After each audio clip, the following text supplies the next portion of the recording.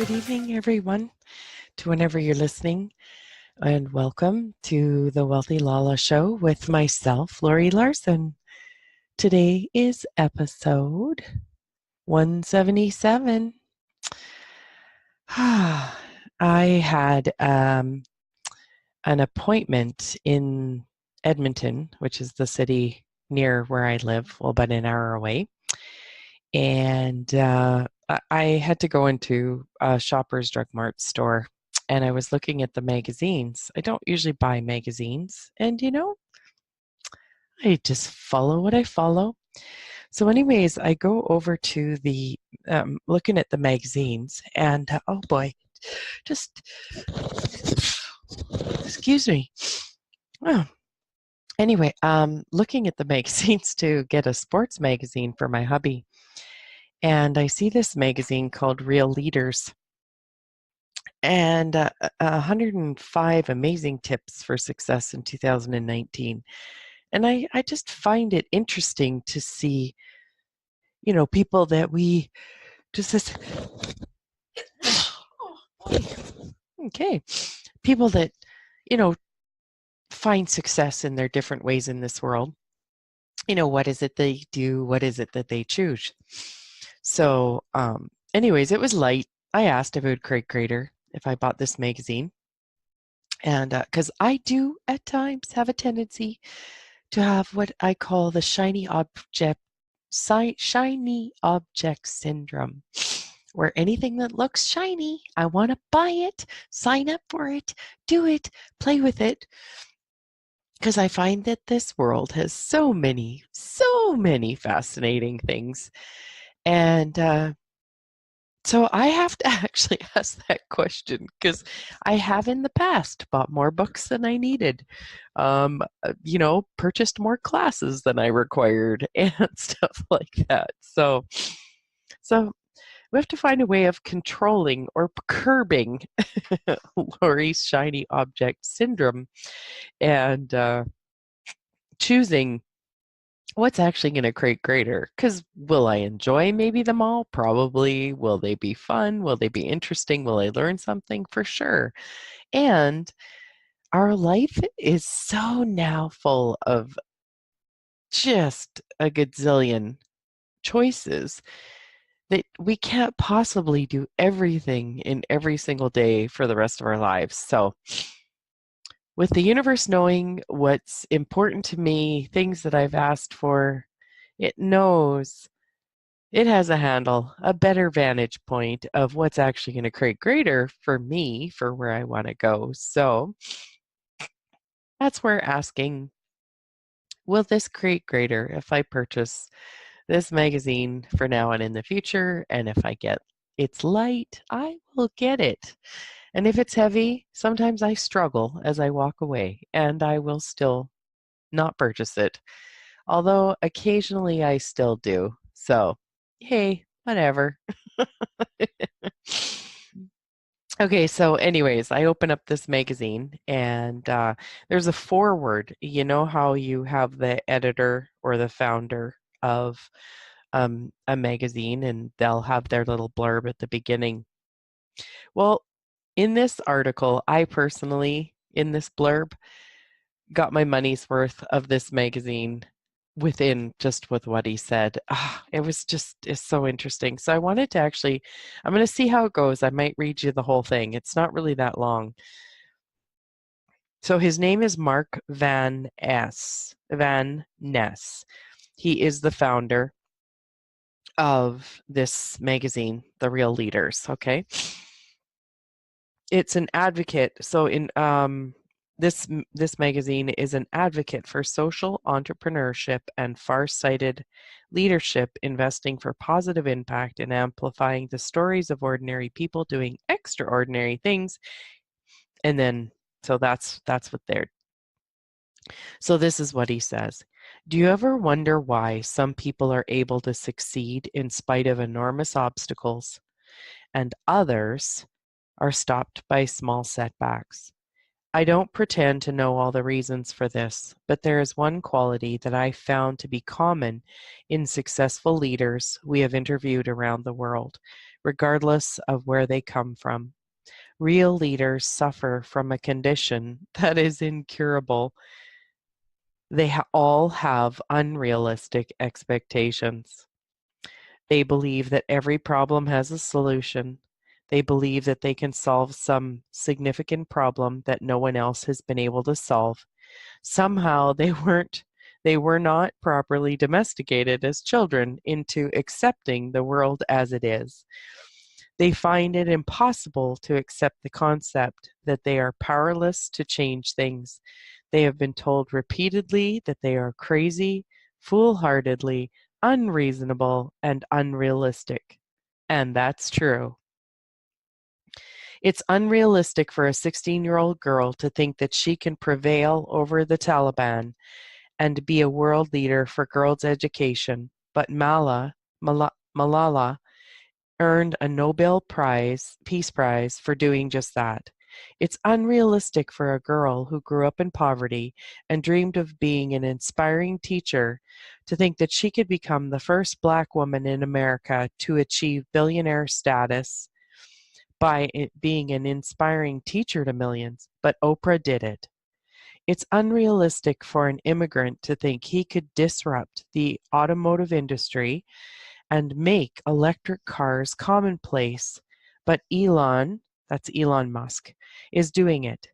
Sadly, this is the opposite of what most people are taught. As we grow up, we're taught to conform to the way things are and to be realistic. You can't make a living as a musician, we're told. Taylor Swift didn't learn that.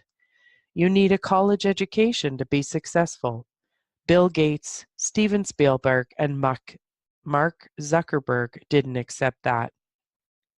You can't live on another planet. Our grandchildren will probably laugh at that thanks to the unrealistic people that are making it possible. The most interesting, successful people in the world are unrealistic, sometimes even considered unreasonable in their expectations. They have a vision that redefines what is possible, and then they do it. While reasonable people are explaining why it can't be done, the unreasonables inspire a future that is far better than the world reasonable people would have us settle for. Nobel Peace Prize laureate Professor Muhammad Yunus described it to me this way. He said, real leaders are able to see something that is unclear to others, but once described, they say, yes, that's it. That's what we want. Richard Branson may have summed it up best when he shared, real leaders see opportunities where others see only challenges. I must confess, the Real Leaders team is comprised of unrealistic people who believe that the world can be led by gender-balanced teams of visionaries, leaders, and that we're all born to lead in our own way. In a short-sighted, paternalistic, and parasitic world, some might question how realistic that vision is. But every day we see evidence that our vision is becoming a reality. If you are becoming one of the realistic people out there, if you are one of the realistic people out there, try joining the millions of unrealistic people who are changing the world. You will never feel more alive than when you defy the odds and achieve something remarkable and dare I say, unrealistic. Mark Van Ness, the founder of this magazine. Oh, I found this so incredibly inspiring. So incredibly inspiring. Um, I wasn't a person who had a lot of confidence before, and so I would not have seen myself as someone who was unrealistic. I now know that I have been. I have been crazy unrealistic in believing that we can have relationships that are actually vulnerable and open and real and true, and where we can be ourselves and honor ourselves and, you know, and work together.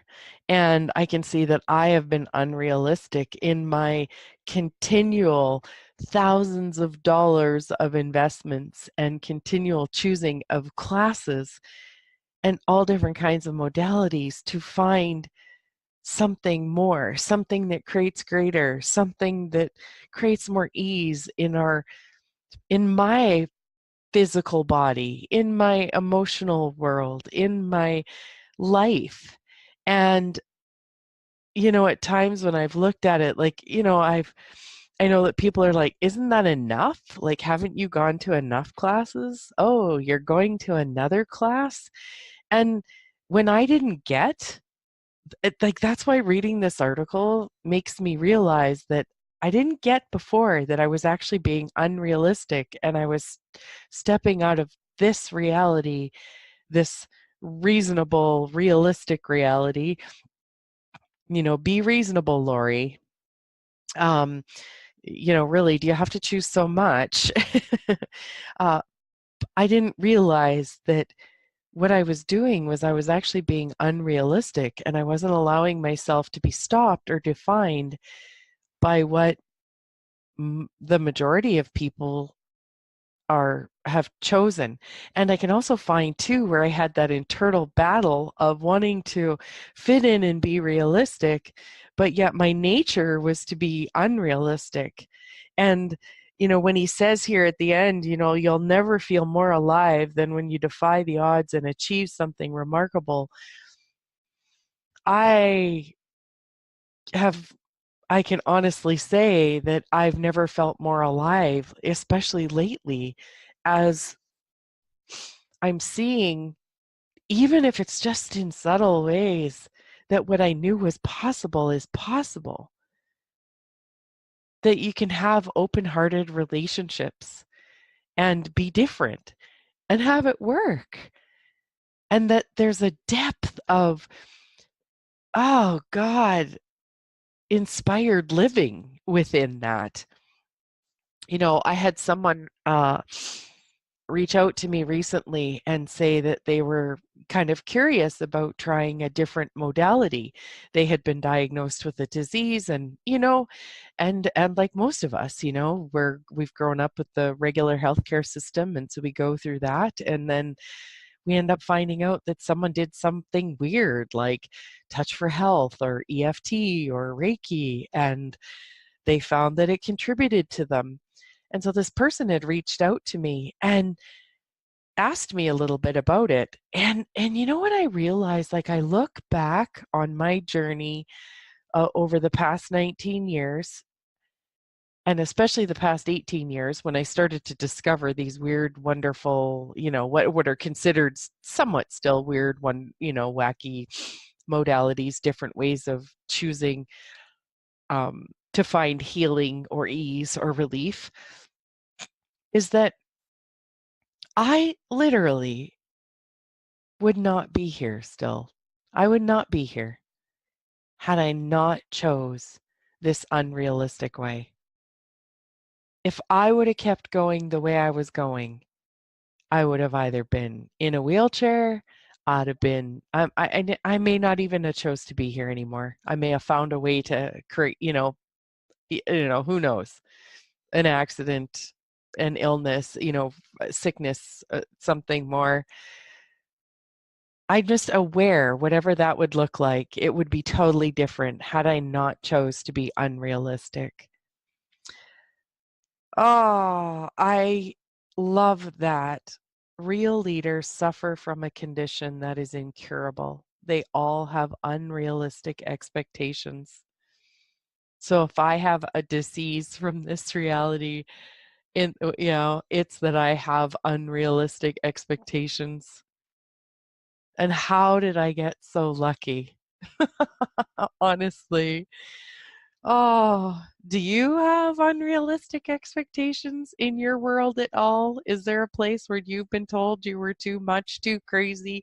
Like, can't you tone it back? Can't you, even are you too sensitive? Are you too weird? Are you too conscious of the environment? Like, too, caring of other people? Like, whatever That is, do you have unrealistic expectations that so much more is possible? And you're not allowing what the majority wants to define you as or define you into. Anyways, on that note, I am going to sign off for today. Thanks again so much for listening. And if you ever want to look at what are gifts in your life with regards to unrealistic expectations or anything else, you ever want to do a coaching session or, just, yeah, you can reach out to me at thewealthylala@gmail.com. So anyways, you guys have an amazing rest of your day and have fun being unrealistic.